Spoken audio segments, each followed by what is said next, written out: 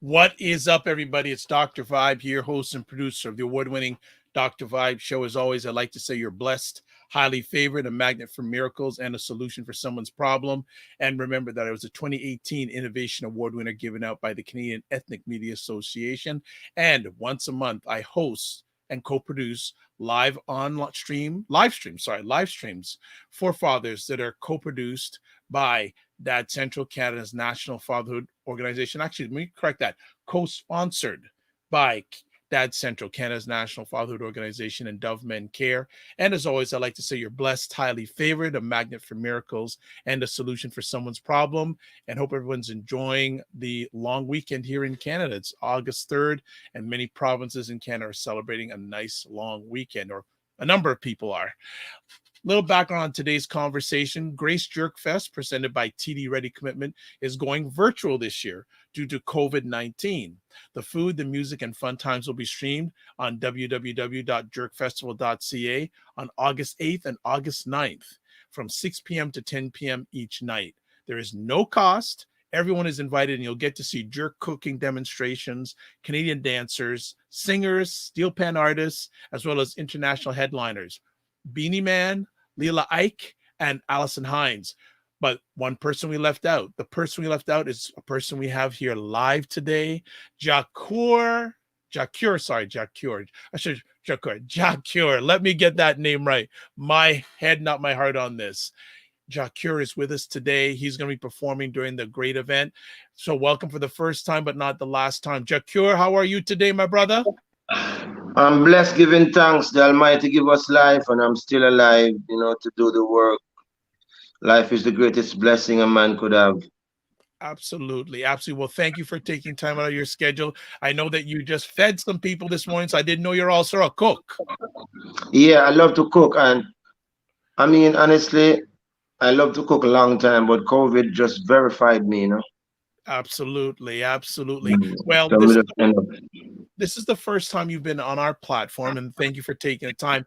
Can you give a little background about yourself, where you grew up, life when you were a young Jakur? I grew up between Montego Bay and Kingston, born in Hanover, grew up in Flankers, Montego Bay, head to Kingston when I was 13 to start the music, and you know, and that's where my life has been ever since in the music. And Right. I get my first song 1997 with Sizzler, Divide and Rule, produced by Barry Hammond. Mm-hmm. And then Great after that, Barry Salmon. The great Barry Salmon. yeah, after that, we went into some misunderstanding trouble, and I decided to take my career from that level, and I ended up recording from inside incarceration, and some of the songs get worldwide known. And I went in with a name, but I came back out with a bigger name. So my situation was kind of different because I didn't went in as this power pack, but I came out as as a column, a strong column in the reggae section of the industry. And so my good days provide for some, my bad days provide for some of my best days. So Okay. sometimes we have to give thanks for our bad days as because it provides for our good days in Right. some of our situation in our life, because everyone don't have the same story, and everyone doesn't have the same road to success or road to freedom or road to stardom. Some people have it easy. Every door just pull at once and every light says green when they're going. In our situation, we run into a lot of red lights, and we have to wait patiently until we get the green light. So now we're giving thanks to the Almighty that we're at a stage in our life that it couldn't be more better. Nice. Nice. You were born in Hanover. Can you Hmm. go back and what were the days like growing up in Hanover? Well, Hanover Parish, I was born there, but I lived with my mom in Montego Bay. But every holiday, every chance I get, I'm in Hanover, even now, because I love rivers. I love countryside. I wasn't born in a hospital. I was fortunate to be one of those kids that was born in a home because these things now are not happening again. And if these things are happening somewhere in the world, it's not in the our society like Jamaica or America. Maybe you still have a few holistic home nurses that we used to have in the days. This is from the African heritage of culture that a lot of black people used to go around from house to house and help deliver babies. And a lot of us, if we could research our history, this is what it was. Most of us wasn't born in a hospital before the days.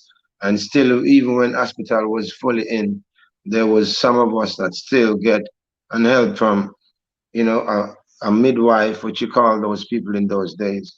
So I was one of them that born in the jungle because my father was a Rasta man at the time, and my mother, they were living on a farm up in the hills. So I born where I was born right now. It's totally jungle. No life live there except wild animals and birds, and because civilization is moved from that part of the jungle to way up in, inland. But when I look back at my story, and I know that it was a special time because maybe that's why God is you know has put me in a certain position because I come through the lineage of the authentic deliverer. You don't know, no disrespect to you, don't know if you're born in the hospital or wherever you're born, it's the same. But I just feel special to know that I was delivered as one of them babies in the home.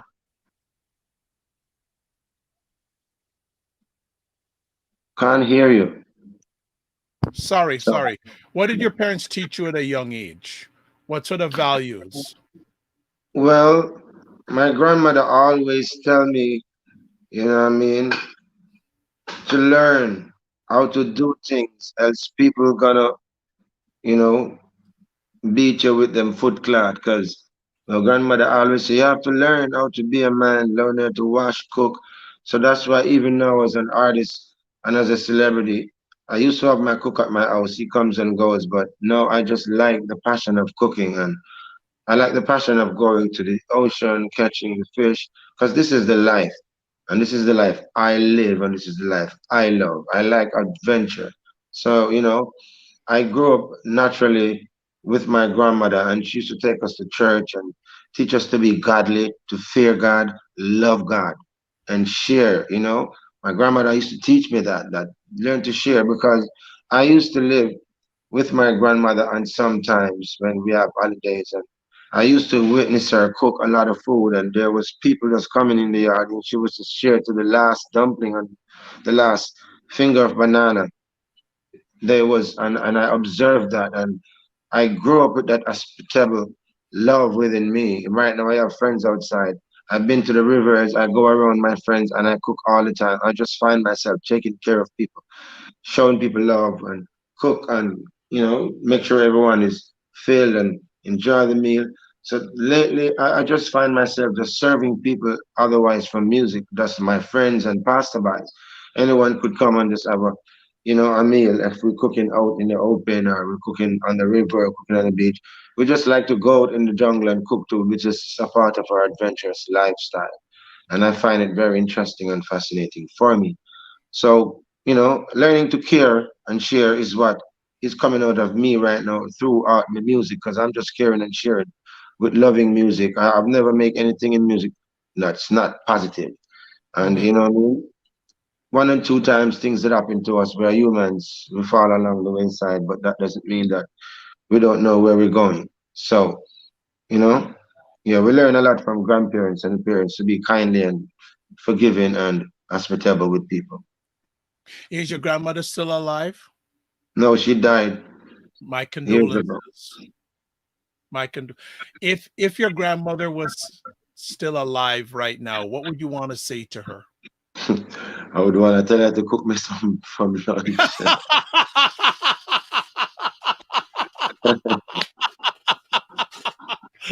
That's good. Now listen, I am someone that goes around, and when I goes to my friends or families, any friend that I have and there's a grandmother still alive when she's cooking, I'm Yeah. always interested to eat because I miss my grandmother cooking so much. And I think that she was the best cook I ever know. And Right. so it's like anybody that still have their grandma, I just want to say to them, hold on to your grandma. And Mm. trust me, if you're into food, she got it locked. Because the years of experience, yeah, years of experience a woman has cooking for her husband, she learned it all. Because a lot of men can cook and a lot of men can't. Because a lot of men just grow up dependable on their mom, their sister, and their wife to cook. But it's good if you live with your family and you share the terms of cooking. Because, growing up, maybe your children may say, Daddy, I love when you cook more than mommy. Or, Mm. Mommy, I like your food better than that. You know, so it's good you can share the kitchen, but Yes. so however your life work out to be, it's still a blessing. So, Right. never mind. It's one of the things that I'm really passionate about learning from our elders. Yes. Yes, and it sounds like your grandmother not only being a good cook, but well, she was a good woman and she showed you a lot of good things. Trust me, she's a strong woman. My grandmother always taught us how to look after ourselves and Yeah. don't depend on no one to look after us. And I adapt that because there's some words that my grandmother, every morning I used to wake up hearing her praying, and I even adopt some of her prayer style and her way Mm, of praying. I never left those things. So a lot of us maybe forgot a lot of words from our grandma, but I've never forgotten her words. They live with me like it's like you're watching a karate movie and you see the masters coming back in the memory of some of the students and say, yo, learn to fight and breathe and relax. It's just like this is how my grandma reflect through my brain as I go through life and deal with my present nice. living. Yeah. So growing up, did you find music or did music find you? Let me go back in my thoughts and think and tell you the truth, the honest truth that God loves. I think that the music found me because one night when I was a kid growing up, I used to sneak away through my mother's window to go to sessions. I mean, life is changing. A lot of cultures are changing. Nowadays, younger kids maybe get a chance. Maybe now parents still strict on some of them, and it's not a change. But we used to find ways to slip through the bathroom window. Because them times it was the wooden windows. We could just take off a few window pane off, and slide my little self through. And the next thing you know, my mom wake up one night, and I was missing from the house, and she heard some function down the road, but it wasn't far away from where we lived. So my mom could hear the sound system and hear people singing on some mic at certain late hours at the night. For my age, I wasn't supposed to be out. But because the love of music, I sneak out. I'm always going to dance sessions. And there was a singing competition going on. And next thing I know, I found myself down there singing. And I became I won the singing competition. So I won the singing competition, and the next day I went to Sandals Hotel to eat lunch because that was a part of the winning. You get a voucher to eat at Sandals for lunch for the day, and then you come home with a food basket packed with a little bit of everything. And when I take the food basket home to my mom, um, I said, I watched my brothers, my mom, my stepdad, everybody was using from the food basket for days, for a week and a half, like the little things. And I watched the food basket was used up by my entire family. And I looked at myself and said, maybe in the future, God is going to bless me to be the food basket for my family. And I live to see these days where, I'm the one taking care of my mom, my brothers, my father. I look out for them. I do what I can until it's it can be completed because you can never do for them what they have done for us. But Nice. I'm happy to know that from those days, as and seeing myself as the food basket, and I became that food basket. So I'm just grateful to God. I'm so proud to be a vessel. So that's just my gratefulness to the Almighty every single day of my life. And if you Nice. believe in God, you know what I mean? Just lift your hands and clasp them and just say, yo, amen. God is great. You know what I mean? Nice. Nice. Do you remember that's the name of the song you sung in that singing competition at all? Of course, Okay. Huh? of course, of course. It Okay. was the first What song I was this? wrote. What was the song? It was a song I said, the system is a fraud. That's why me ask you for help us, Lord. The system is a fraud. That's why me ask you for help us, Lord. Youth can't find food, so them have to thief. Youth man get shot and mama belly feel weak. Yes, it is a fraud. That's why me ask you for help us, Lord. Mm, That was nice. my first. You remember that's good. Thank you. I could never forget those words, and I never recorded that song in my life. I just have it as a song in my head. Maybe one day I should put it to, you Yes. know, yeah, because I still have the melody and the words. Yes, absolutely. I would love to hear it. Let me ask, what was do you have memories of your first real gig? Do you remember your first, I mean, Yeah, it was your yeah. first My real first real gig was up in a place called Constitution Hill in Papine area near a place called near Dallas. It's behind the Papine. It's one of the mountains between Augustown and a little place called Constitution Hill. Anybody knows that Papine area near the university around the back, you go down in the valley and go up this hill, and it's a nice little go up in the mountain, very remote but nice and fresh and natural.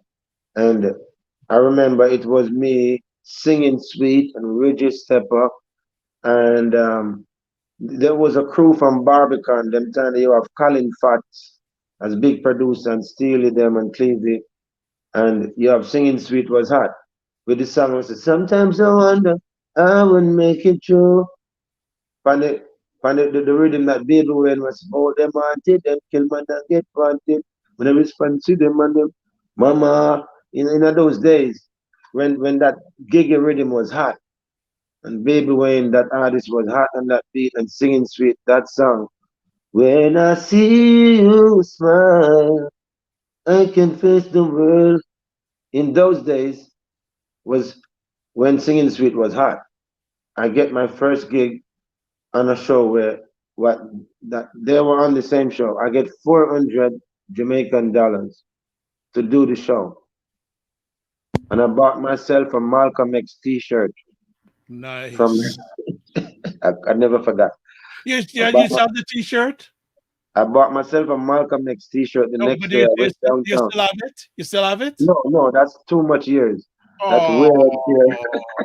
Oh, But I okay. remember what the shirt looks like in my head. It was a Malcolm X shirt. There's a lot of orange on the shirt with a lot of X's in the back and a big Malcolm face. Hmm. Those days, I don't know, for some reason, Malcolm X shirts was the shirt. Like, there was a time that Malcolm X shirt was wearing, like, it was the brand. And it wasn't about his work only.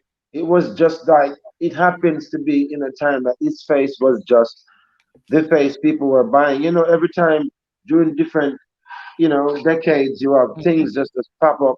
People just say, oh, Bob Marley shirt. Bob Marley shirt is always selling, but there was a time in that particular time. If you're not wearing a Malcolm X shirt, it's like you're not wearing a shirt. Yeah. And the And I hats went too, the X downtown. hats too. Yeah, I like fashion from when I was a kid. I like buying nice stuff. That's just something in me.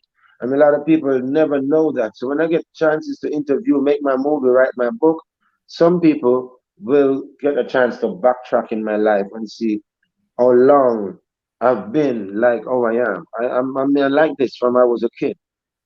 My mom, my father, and my family could tell you that, oh, this he likes to shopping for nice things and go and pick his stuff. And when my mother used to take me to buy me shoes, I used to spend all day. And like my mom, like I'm confused because what my mom could afford me, that's not what I wanted. Mm. So I know that I would have to do something in life to make money good so I could live good because I wanted to live a life good long time. I have it in my back of my vision. Right, right. I'm telling you. What was it moving to Kingston like? What was like moving to Kingston for the first time? Like taking stuff. Moving to Kingston changed my life. My father took me to Kingston the first time. And when I come to Kingston, there was a feeling in my gut that, oh, this place, wow. I was just looking, because all the stories you hear about Kingston, I came to Kingston as a country boy, and I went straight up to Papine. And in Papine, there was an energy because you was when I went to Papine, where my family lives, is a place called the Mona Commons, and it's a strict, hardcore ghetto right in front of the University of the West Indies. Dirt ghetto, real zinc fence ghetto. And when I went there to start living with my family, I experienced Kingston to a different level, and I loved it. It gives me an energy, a different force field into my energy. Like it's different because where we live, when I wake up in the morning, I could just look at Blue Mountain and all the mountains behind the mountains, and it has this look. It has this, you know, energy. And then down in this place called Tavern, it's down in a hole like a valley. And so many artists that's famous in the reggae industry and the dancehall industry was from down in that hole. And I was on top of them looking down in the hole, and I ended up moved to Tavern to live with Capleton and David House while we were just finding Rastafari, and everyone was choosing their names because my name was Little Melody before because I used to love singing Melody. He was my idol as a singer, and still even now. Till I changed name as Jackio when Capitan say he's the prophet and he Hmm. changed his name. We were rolling together and everybody was seeking this Jah name, Jah Mason, Jah Cure, and yeah. Okay, So we just, and I said, all right, I'm the cure. there you Because they go. used to call me Old Cure, Bounty Killer, and all of them used to call me Old Cure. Junior Reed, 'cause Bounty Killer believed in me a long time. Junior Reed, Michael Rose believed in me. And till I found the name, till I found Sizzler, we become friends. And it wasn't Capitan that who gave me the break, but Capitan take care of us, feeded us, nurtured us, and give us all the support we could need to help ourselves up until we could balance on our own. And so Capitan being a brother, and Sizzler, we happened that he took me around Barris, and when Barris met me, Barris said, you have a commanding voice. I love your vocal." Sizzler said, "I'm coming to sing for you tonight." And Barris said, "I'm waiting." When we reached the Nice. studio, Barris Aman was sitting down, waiting on us, drinking some Guinness with Miss Mervis Walsh. Them time Barris never lived on Stony Hill. The house was under construction, and Barris never having his own studio yet, and it was 3 to 1 strong studio. Silgarden owns that studio. Buju Banton and this man, Silgarden, was owning the studio at one point, calling the name Cell Block. Buju and him had a fallout, and Buju leave there and go to his own place and acquire his own studio, which is where Buju resides now as his own studio Mm, place. That's the studio that we use and started my career with Divide and Rule and songs like Run Come Love Me Tonight and mm, songs like Sunny Day was recorded there. Some of my older set of songs that paved the way for me today and built up my fan base to where it is now today. right. Incredible story, and thank you for sharing. You've had the blessing to Yes, hang sir. out with some of these legends of reggae Yes, music. yes. What have they taught you? How have they influenced you? Well, I can tell you one thing I learned from Capitan. He's one of the kindest artists. Capitan is so kind that I think that in an honest word, he gives away half of his wealth that could make him a better man. But this man have to have a good place in the Father's heart, wherever the Father dwells. If we look up, or we think that it's out in the universe, because the gods are out there in the boundless universe, controlling and directing the universe and keeping the planets in order. Because the planets are not just on their own, but it's another story. But I'm grateful to the universe and the gods of the boundless universe to give me that great experience that build up my inspiration to what it is today. Capleton was so kind. This is what I learned from him. He go around and look after the youths at the stoplight, and he stretch his hand and share the wealth. So I would, in my own words, I would say he spilled the water. He break the bread like Christ, you know. And anywhere he is, I'm telling you, Capleton, love him. He's a brother from another mother, and so do Buju Banton, Mark Myrie, and Barry Salmon. These three people, and Sizzler also, but Barris and Buju, they play a role in my life when I was locked up and in trouble, and they were there for me to help me with my lawyers. And I love Buju until the day I walk to another world. I want to announce this to the world. This is my interview and it's talking about me, but it's not only about me because talking about me and my story gonna consist of some other people that helped me build me. And Buju Banton was one of my best friends and still is. I don't visit him every day. I give him space, but I would love to do that every day. But right now, you know what I mean? There's a lot going on for him and he has to fix what needs to be fixed. And he's here. And I'm happy that he's free and alive. And we are sharing the same love together. We're rocking the same boat in the freedom boat. Wonderful. Um, I don't want to spend too much time on it. You were in prison for a little while. And earlier on, you said it was a bad time. How did you make that bad time into a good time? Because you recorded while you were in prison. How did that thought process, where did that thought process come to make bad into good? Well, a lot of people will say this and that about a man or a woman or me or someone, but this is our kind of people. Black people, we good at tearing down our own. But before I get to that, what I'm saying is this will show you the mindset of a man because it's been said that a great leader or a warrior is been valued of how he handled his struggle when his struggles are heavy and your burdens are heavy. And when my burdens get heavy and my back was against the wall, I show the world that my heart is good because I didn't reside to bitterness. Because that's what 90% of people does when they get locked up, frustrated, innocent or guilty. People just started to get bitter and start to think that they should just be snapping back, getting back, taking revenge. You will never win. You will live your entire life doing snapbacks. And I'm not that. I'm not into that game. So I replenished my spirit and my energy and my soul and said, God, I want to turn this negative into the greatest positive. So I just switch the negative into positive and I flip it around and it works for me. And that's how I came in the music from making music inside. Wow. Yeah. Did what were people's thoughts of you making music while you were in prison? Did you everyone support? Did some people say, "Ja, you're mad. You're mad. What are you doing?"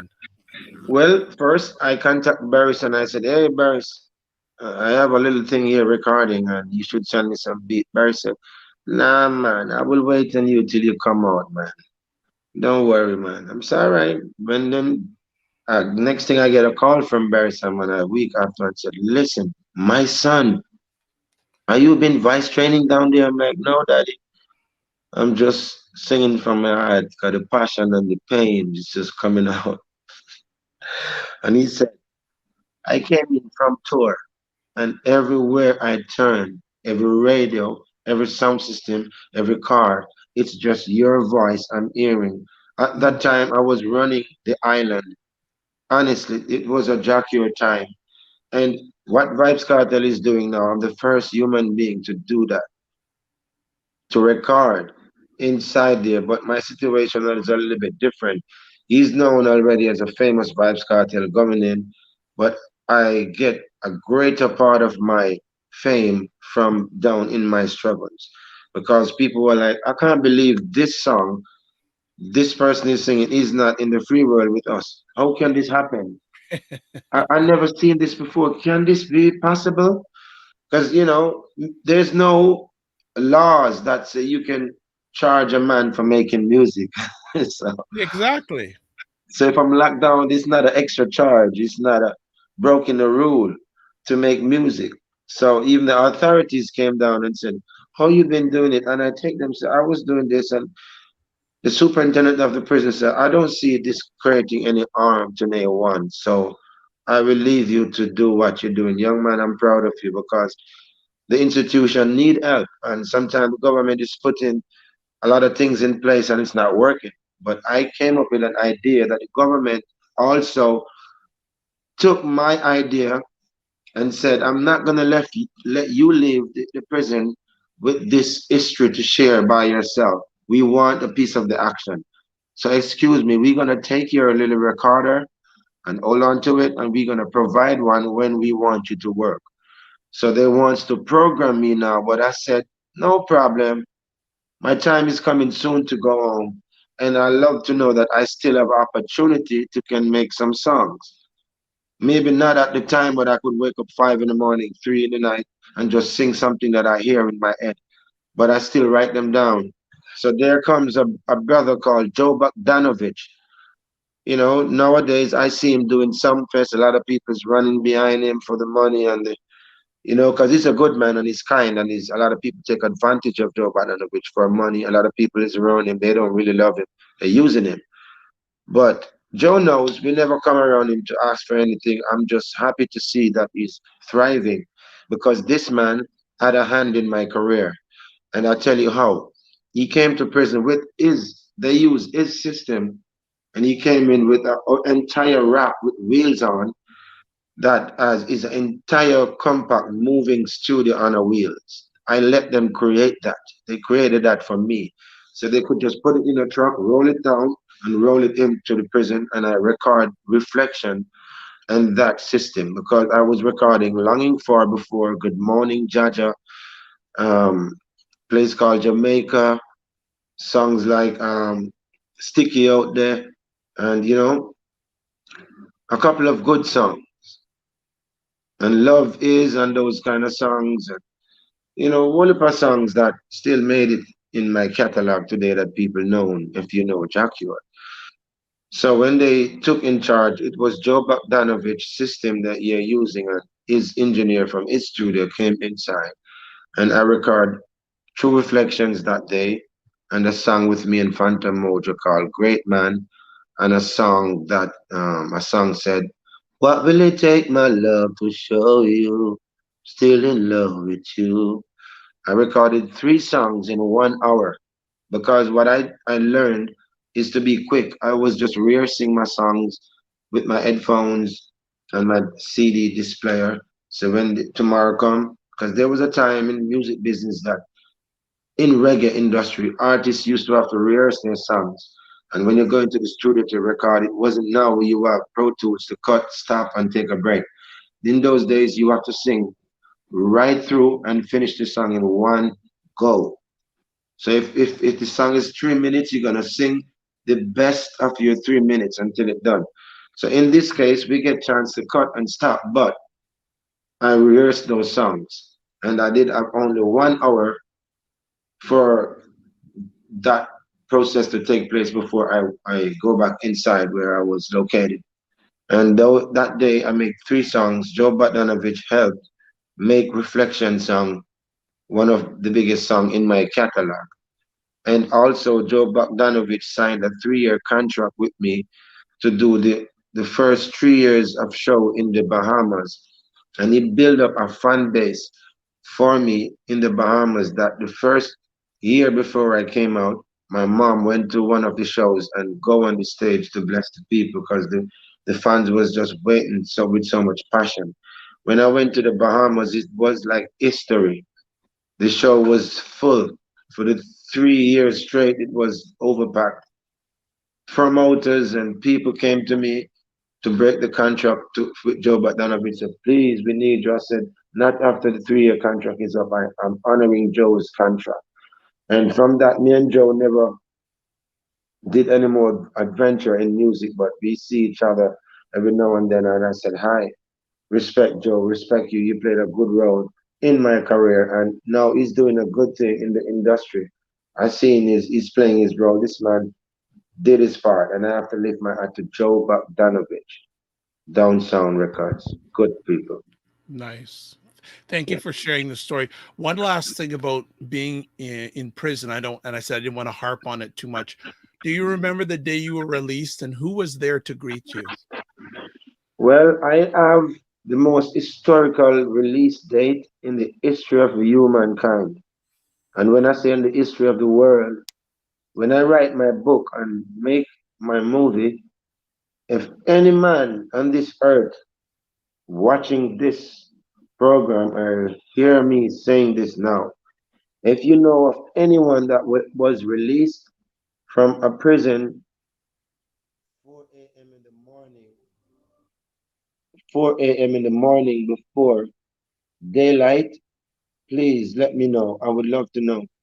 The authorities told me that they didn't want me to come out on the regular time because there's going to be too much crowd and too much media houses, and they don't want that. So I've never had a history or a video. If you notice, there's never a video of me coming out. Maybe in the time when Vibes Cartel is going to come out, you will see that. But you don't have a video of me. Don't have a video of me coming out of prison. They took me out and released me to my family before the sun rises. So when sun came out, I was having breakfast with my family and my girlfriend at the time and all my beloved ones. Fantastic.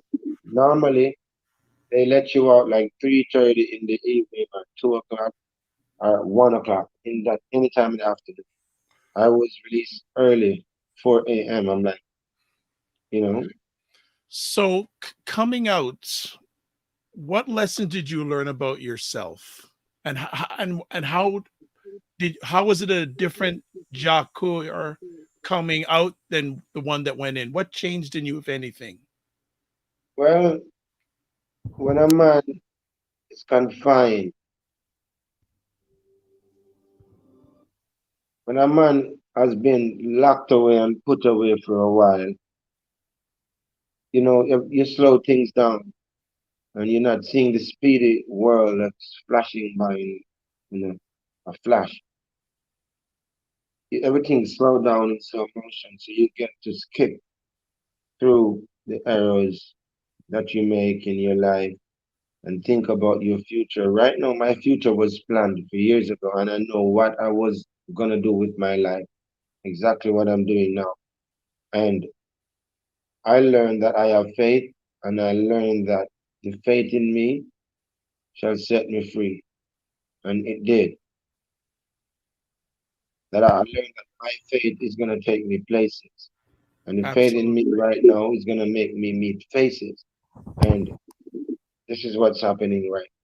Thank God for my faith because there's a lot of temptation along the way. There's a lot of things happen. I remain to be strong.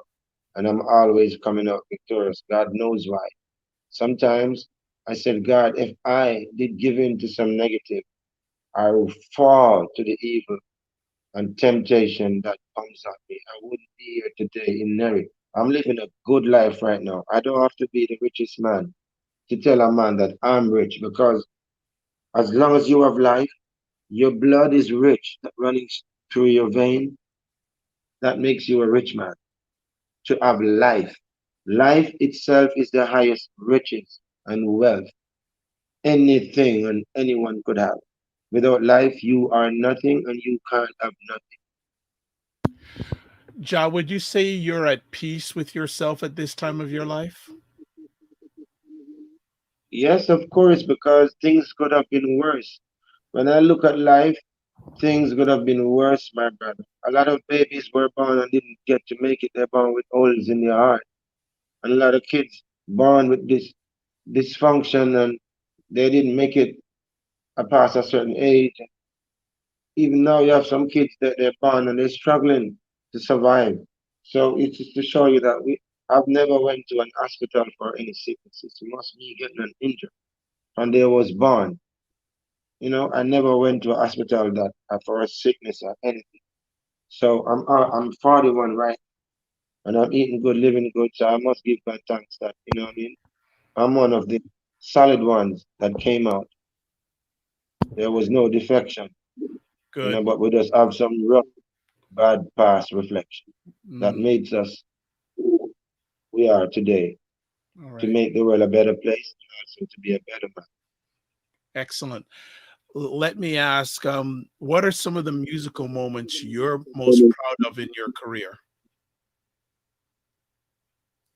Well, my second to last album is one of my proudest moments in my career, and reasons why I took my time on my own money to spend on myself, and I learned that self investment is one of the highest investment. Because if you know you have a skill and you're a chef and you're this talented man and you're working for this boss and making his business boom, you could maybe turn on something for yourself too and make yourself boom. And that's what a lot of millionaires do and get through. And some of us just don't believe in ourselves. We always think that we have to lean on someone else to make us standing. But if that someone move, we'll be falling. So we have to learn and to lean on ourselves. They said self-reliance is the highest science. So now I invest in myself for the first time and it earned me the first Grammy nomination plaque on my wall. And I'm so grateful every time I look. And the last time I looked, that album was on the Billboard for 36 weeks. And that was a good look for me and my first album to ever take me that far. And I did wanted the album to do something like that. I asked What, God on what, that what time. what was the name? What was the name of the album again?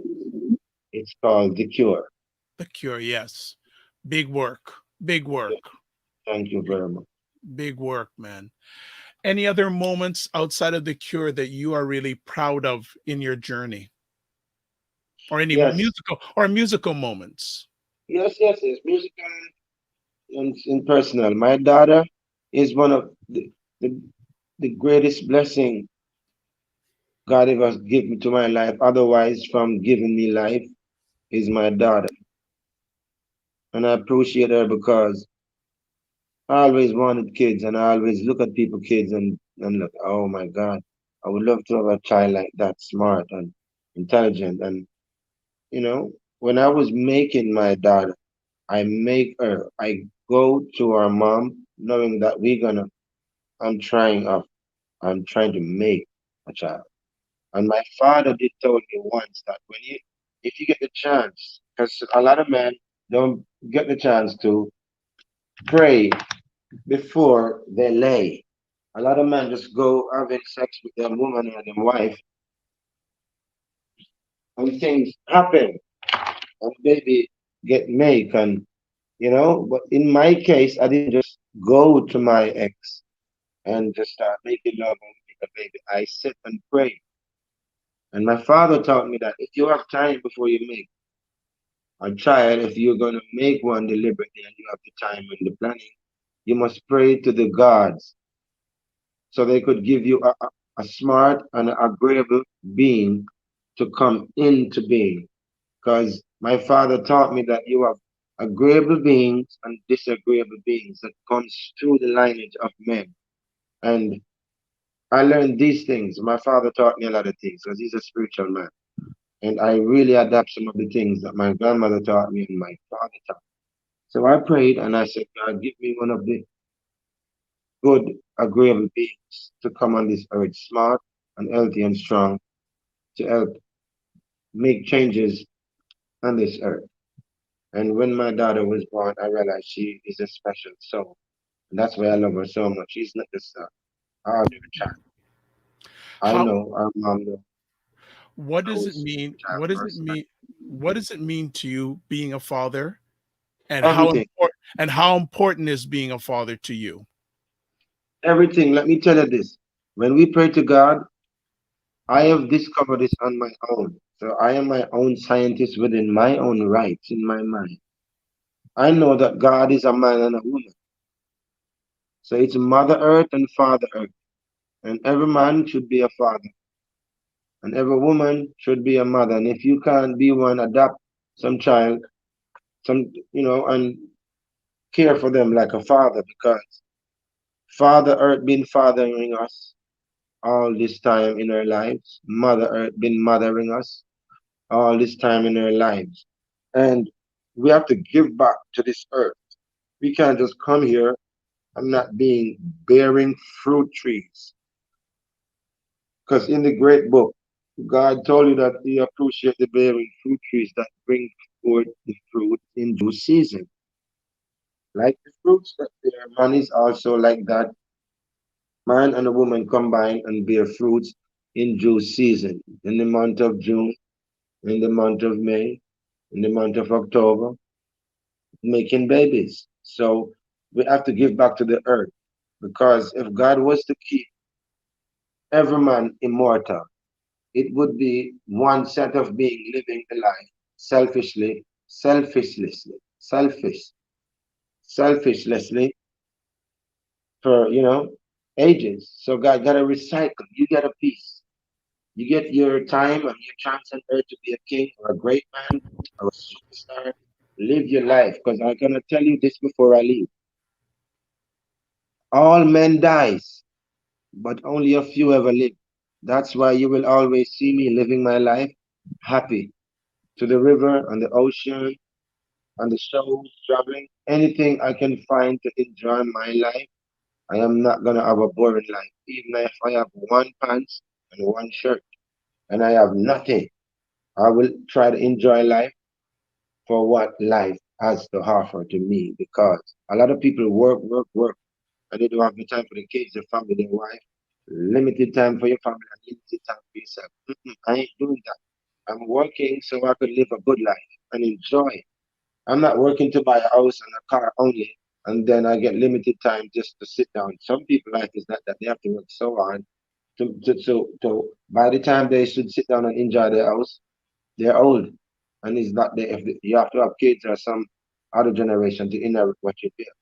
I want to inherit what I built before my generation comes along, my kids. So while my kids is coming along, I'm enjoying what God has blessed me. So I want to make sure that I be one of the man that lived my life. Out of the few that died, I want to be one of the few that ever lived. Nice. We're going to start closing it down here. And again, thank you for the time. When you were approached by Grace JerkFest to do something online, what was your initial response? Well, when I heard of it, I'm like, all right, because this is like my second virtual show since I did one for Ari Jam in New York Radio for Pop Clark and then ever since other people is calling, some of them fall through.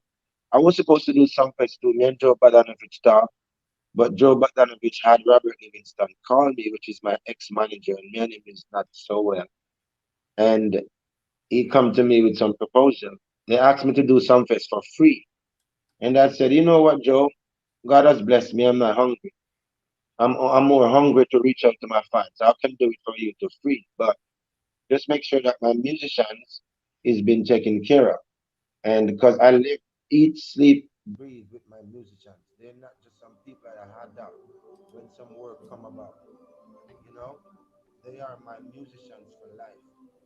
So Ja, your volume is really low. one second.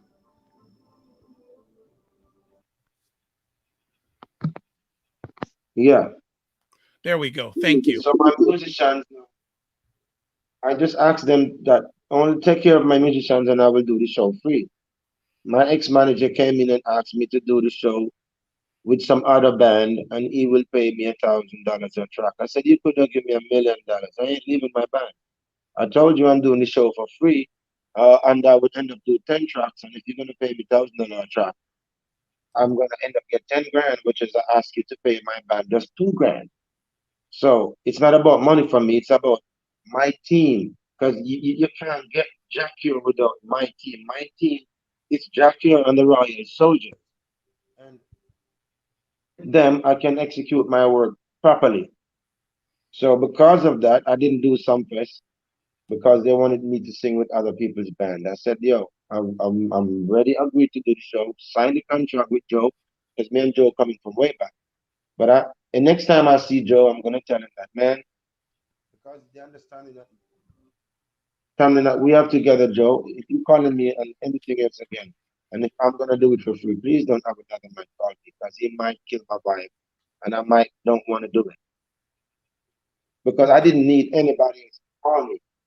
But there's a lot of people around Joe Butler which exploiting him and confusing him, and sometimes he missed out on some good people and some good things that should be happening. So that's the only cheap reason I wasn't on something, because I was gonna do it and I did agree to do it free. God knows who else get paid. I didn't care. I made up my mind that I would sing for my fans free and give my heart. So, Nice. you know, so Nice. yeah, that's my own other virtual show that I didn't get to do. But when I get the call for the Canadian, I said, yeah, bring it on. I need to reach out to Canada right now because I can't see them physically, but I can reach to them virtually because people have to understand it. Every song that was made by recording audio and video, it's virtually released before you get a physical performance from the artist. Right. And if you never get to see that artist live, if you never get to see that artist live in your life, that means you only see him virtually and hear him virtually. So we've been dealing with the virtual for a while, but Right. people just don't realize how important virtual was. So now Mhm. we have to perform virtually now because otherwise everything was virtual, otherwise from the performance was physical. So if the world ends up that, let's say it was a situation that the world wasn't going to go back, we would have to live in a virtual time. So Right. now, humans are the most intelligent beings on earth. Out of all beings that live on the planet, we are the most advanced, so we are very quick. Our brain adapts fast. We realize, okay, it's COVID, a thing called COVID-19 is killing people. You have to wear masks, and we're not gonna do shows for now, so it's gonna be an online thing. So yeah, it gets to our mind fast. So when it comes, we adapt. Yeah, we're ready to perform, and I'm gonna put down a show like I'm singing in front of a million because I know that I'm singing for millions. I just can't see them this time and touch them, but at least I can let them feel my music. Okay. So I What have do to you sing. I can't touch you. So this is all I have to give now. It's a virtual love and sending my entire heart and soul virtually to my fans and my to be fans. All right. Well, I was going to ask you what you were looking forward to in the performance, but you answered it nicely right there. So, how um how are you handling 2020? Because 2020 has been a unique year. How are you It's not a managing unique it? year, also, it's a very terrible year for a lot of people. Because imagine when a lot of job cuts and so much people having a rough time, they see in this year from a different perspective and knowing that this year also is a leap year. And this leap year comes around in a time that a lot of people lost their grandma, their dad, and their loved ones because of this pandemic comes around. It's like a movie. And right now we are in the movie because they're going to make this movie. I'm sure Steven Spielberg or some young directors, there will be a movie about COVID-19 and the world is going to run to watch it to see what they were living and the reality of what they were facing. And right now we are in the movie. We are part of the makeup of the movie. This is the live movie going on right Well, my brother, I'm going to let you go, but I would like whatever you'd like to share with your audience. Please do that. We're looking forward to your performance. coming up, the Jerk. Any final words you'd like to share with your audience, whether musically, from your soul, from your head, from your heart, whatever you'd like, please share. All right, listen to this. What am I longing for? My baby to love me more. What am I longing for? No Babylon release the cure. Oh yeah, love you all, my people. Stay strong in this COVID time. Don't forget that it's a leap year.